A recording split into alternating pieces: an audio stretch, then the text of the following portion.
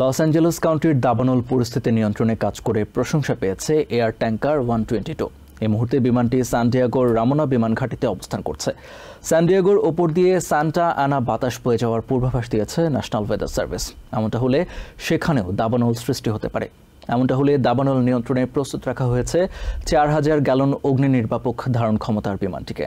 স্যান Diego কাউন্টির ওপর দিয়ে আবারও স্যান্টা অ্যানা বাতাস বয়ে যাওয়ার সম্ভাবনার বিষয়টি মাথায় রেখে প্রস্তুত রয়েছে ক্যালিফোর্নিয়া ফায়ার ডিপার্টমেন্ট। ক্যাল ফায়ারের বহরে রয়েছে পানিবাহী বিমান এয়ার ট্যাঙ্কার 122। এটি C-130 মডেলের একটি বিমান।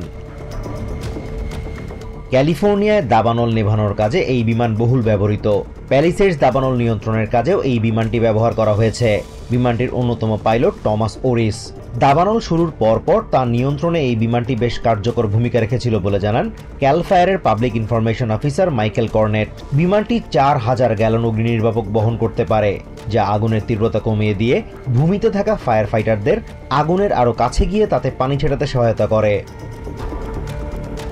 ক্যাপ্টেন মাইক কর্নেট আরও জানান, শুধু বিমান নয়, তাদের কাছে থাকা সম্ভাব্য সব যানবাহন ও যন্ত্রপাতি প্রস্তুত রাখা হয়েছে।